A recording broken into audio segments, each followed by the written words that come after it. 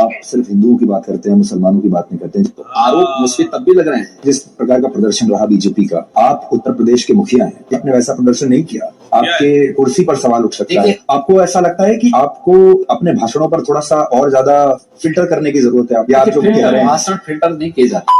Welcome दोस्तों, स्वागत है आपका हमारे चैनल पे। दोस्तों आज आपके लिए ट्रेनिंग अपडेट लेके आया हूं। बता दिया जाए, तिहारी ने योगी की लगा दी क्लास, धमकी पर उतरे योगी आदित्यनाथ। दोस्तों ऐसा क्या हो गया कि भाई एंकर साहब ने ऐसे क्या सवाल पूछ लिए जिससे योगी जी भी घबरा गए।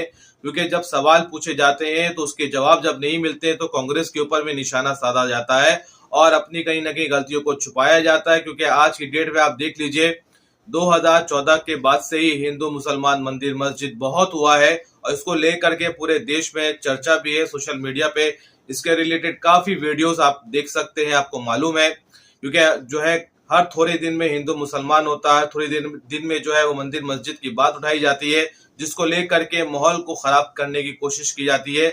लेकिन देश की जनता को सैल्यूट है, वो इन सब चीजों को परे रख करके हटा करके आगे बढ़ती है देश की जनता। आइए आपको इस वीडियो पे एंकर साहब के जबरदस्त सवाल हम आपको दिखाएंगे कि वो क्या सवाल कर रहे हैं और योगी आदित्यनाथ उसका सही जवाब दे पाते या नहीं दे पाते। तो दोस्तों इस वीडियो को आखिर तक जरूर देखें और दोस्तों आगे आप चैनल पे लाइक, सब्सक्राइब, शेयर और अपनी कीमती राय हमारे कमेंट बॉक्स में जरूर शेयर करें।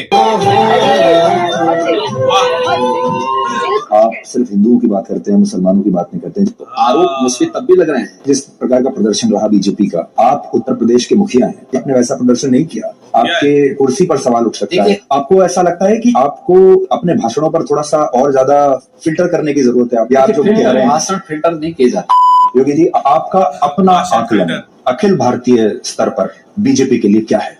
देश के अंदर हर एक व्यक्ति का यह मानना है कि देश के अंदर जो जातिवाद की राजनीति चली आ रही थी, क्षेत्रवाद, भाषावाद की राजनीति थी, मत और मजहबवाद की राजनीति थी, उस राजनीति को यथार्थवाद में लाने और विकास की प्रक्रिया के साथ जोड़ने का श्रेय अगर किसी को जाता है तो मोदी जी को जाता है। और इसीलिए मोदी हैं तो मुमकिन है और यही यथार्थ है। यानी सबसे बड़ा जो मुद्दा है वो मोदी ही है। आप क्रोनोलॉजी समझ लीजिए एकदम। पर आपने कि मोदी जी की जो या बीजेपी की जो राजनीति है वो बांटने की राजनीति है। अब महाराष्ट्र में मराठा नॉन मराठा, उत्तर प्रदेश में हिंदू मुस्लिम, हरियाणा में जाट नॉन जाट, ये इस तरीके से बांटने की राजनीति है। जो लोग ना समझ हैं भारत के बारे में, जो लोग कुछ नहीं जानते, जिनके अपने स्वार्थ हैं इन नजरियों के पीछे, उस नजरिए के पीछे जिनकी रोजी रोटी जुड़ी हुई है, स्वाभाविक रूप से उनसे ज्यादा उम्मीद कर भी नहीं सकते आप। एक सामान्य उसमें भी अगर आप देखें, मोदी जी के नेतृत्व में वैश्विक स्तर पर भारत का सम्मान बढ़ा है। क्या सच नहीं है कि भारत की आंतरिक और बाह्य सुरक्षा आजादी के बाद की सबसे बेहतर स्थिति में है? 1.5 करोड़ लोगों के मकान दिए मोदी जी ने। 4 करोड़ गरीबों को पहली बार आजादी के बाद पहली बार उनके घर में बिजली की लाइट जली है। तो गरीब महिलाओं को पहली बार रसोई गैस के दर्शन हुए हैं और परिवारों में पहली बार शौचालय बने हैं। तो पहली बार दिखकर के भ्रष्टाचार मुक्त व्यवस्था देने की कार्रवाई हुई है। इसमें कहां फिर डिवाइड की बात आती है? मुझे याद है, देखिए, जिसने इन चीजों को देखा है, झेला है, उसकी कीमत याद होगी। लेकिन एसी रूम में बैठ करके क्लब कल्चर की संस्कृति में पले पुसे लोग इन चीजों को नहीं समझ पाएंगे। जो लोग आज ये सोच रहे हैं कि हम मोदी जी के समीकरण को बदलेंगे और देश की उम्मीदों पर पानी फेरेंगे, ये सब के सब धराशायी रह जाएंगे। और जिन लोगों को मकान मिले हैं, जिनको शौचालय मिले हैं, जिनको बिजली के कनेक्शन मिले हैं, जिनको रसोई गैस के कनेक्शन मिले हैं, जिन लोगों के जीवन में पहली बार जिनको भ्रष्टाचार मुक्त व्यवस्था जिन्हें दी है, मुझे क्रेडिट नहीं चाहिए। मोदी जी ने, ये आवाज वहां से आ रही है जी। अब इसमें मेरा अगला सवाल ये था कि 2014 में अगर आप 14 में मोदी जी का केवल नाम था, आज मोदी जी का नाम भी है, मोदी जी का काम भी है। और वास्तव में पहली बार योजनाओं का लाभ गरीब को मिला है, किसान को मिला है, नौजवान को मिला है, महिलाओं को मिला है।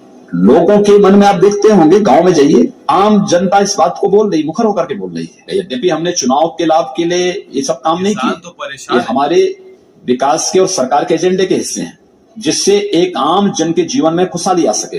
प्रधानमंत्री जी एक बात को साफ कहते हैं कि शासन की योजनाएं लोक कल्याणकारी होनी चाहिए, बिना भेदभाव के होनी चाहिए, सबका साथ सबके विकास के अनुसार होनी चाहिए। शासन की योजनाएं लोक लुभावन नहीं होनी चाहिए। हमारे देश में आपने देखा होगा, जाति और धर्म के नाम पर वोट बढ़ता है और इसीलिए जाति और धर्म की राजनीति भी होती है। आप जो बता रहे हैं सारे विकास के बारे में, जो जातिगत वोट बैंक है, जाति और धर्म के आधार पर नहीं, सिर्फ विकास के आधार पर? देखिए, एक चीज तो साफ है कि मोदी जी के आने के बाद आप लोग भी महसूस कर रहे होंगे जी, जो लोग कहते थे हम एक्सीडेंटली हिंदू हैं, उनकी चौथी पीढ़ी आते आते आज जन्मधारी हिंदू हो गए हैं।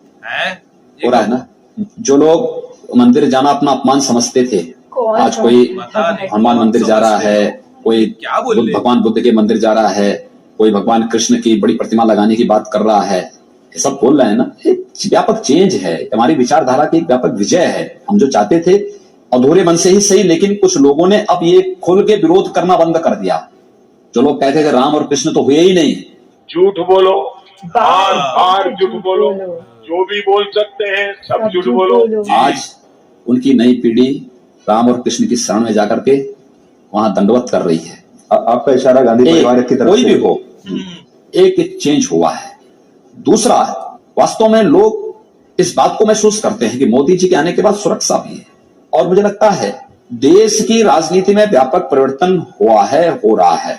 देखिए, मोदी जी के पक्ष में और मोदी जी के प्रति आम जन के मन में जो भाव है, बिना रुके, बिना थके, बिना डिगे, बिना झुके, जिस परिश्रम के साथ उन्होंने कार्य किया, मेहनत किया है, उसका फल पाने के अधिकारी मोदी जी हैं, और जनता उनको उस प्रकार का फल दे रही है, सपोर्ट करके, समर्थन देकर उनका फल दे रही है। एक दूसरा कि मोदी है तो मुमकिन है, अगर आतंकवादी दुश्मन देश के घर में भी घुसा होगा तो वहीं घुस करके मारेंगे। ये क्षमता केवल मोदी जी के अंदर है, और मोदी जी ने वो करके दिखाया है। आखिर यही उत्तर प्रदेश है ना, जहां पे 2005 से लेकर के और 2012-13 तक जगह जगह विस्फोट हुए थे, अयोध्या, काशी विस्फोट हुए थे। मोदी जी के आने के बाद पूरी तरह शांति है।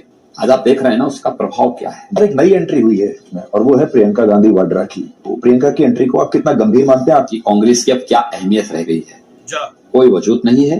प्रधानमंत्री पद की गरिमा को के प्रतिकूल कितना अभद्र आचरण विपक्ष कर सकता है? कांग्रेस और समाजवादी पार्टी इसके उदाहरण है। कांग्रेस प्रधानमंत्री मोदी जी के बारे में अभद्र टिप्पणी करता था, जिसने कहा था कि मोदी के टुकड़े टुकड़े कर देंगे, और जो करेगा उसको एक राशि घोषित करता है। दूसरा, समाजवादी पार्टी जो देशद्रोह के मामले में बर्खास्त हुआ हो, ये क्या बात करते हैं? देश के देशद्रोही तत्वों के साथ अपने संबंधों को उजागर करता हो, और प्रधानमंत्री मोदी जी के खिलाफ भी षड्यंत्र करता हो। ये तथ्य देश की जनता के सामने इसलिए आने आवश्यक हैं कि मोदी जी के खिलाफ षड्यंत्र व्यक्ति के खिलाफ नहीं, देश के खिलाफ षड्यंत्र है, और देश के खिलाफ षड्यंत्र करने वाले राजनीतिक दल के लोग अगर जनता से वोट मांगते हैं तो इस देश की जनता को स्वयं उनके बारे में सोचना चाहिए। तो आप जिस कुर्सी पर बैठे हैं उसी पर प्रियंका गांधी वाड्रा की नजर है। देखिए, हम कुर्सी से चिपके हुए लोग नहीं हैं। हमने सार्वजनिक जीवन में एंट्री की है सेवा की दृष्टि से। हमने कभी पलायन नहीं किया है। सम विषम परिस्थितियों में चुनौती से जूझने की आदत है। जब कभी भी कोई आपदा, कोई संकट प्रदेश के सामने आएगा, हम प्रदेश के साथ में होंगे। लेकिन जब भी प्रदेश और देश के सामने कोई संकट आएगा, तो आज का गांधी परिवार या इटली में या इंग्लैंड में नजर आएगा, भारत में नहीं। तो आजादी के बाद 55 वर्षों तक, सर्वाधिक समय तक इस परिवार को शासन करने का अवसर प्राप्त हुआ। उत्तर प्रदेश में अगर आप देखें 80 लोकसभा सीटों में सबसे पिछड़ी सीट कोई होगी, विकास में सबसे पिछड़ी सीट होगी, तो अमेठी और रायबरेली आती है। पर मेरा सवाल यह है कि इसके बावजूद अमेठी और रायबरेली से आप सोनिया गांधी और राहुल गांधी को हरा क्यों नहीं पाए? क्या करो ना, आप देखते रहिए यार। आप देख रहे होंगे ना, बहुत सारी जगह मुस्लिम महिलाओं की पिटाई इस बात को लेकर हो रही है कि उन्होंने मोदी जी को वोट उन्होंने मुस्लिम क्योंकि वोट मोदी जी को दे दिया। आप देख रहे हैं मुस्लिम महिलाओं के मन में, क्योंकि उन्हें मालूम है इस आधी आबादी को आजादी के बाद ईमानदारी से न्याय दिलाने का काम किसी ने किया? प्रधानमंत्री मोदी जी ने किया है। जाति की दीवारें दरक रही हैं, क्षेत्र और भाषा की दीवारें दरक रही हैं। क्यों दीदी परेशान है बंगाल में? क्यों परेशान है? अब वो कह रहे हैं कि जय श्री राम मत बोलो।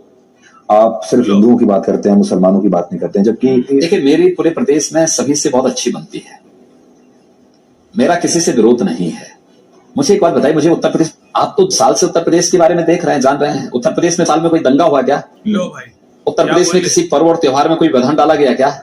उत्तर प्रदेश में शासन की किसी योजना, केंद्र या प्रदेश सरकार की कोई भी योजना रही हो, उस योजना में कोई भेदभाव किसी के साथ हुआ है क्या? कभी नहीं हुआ।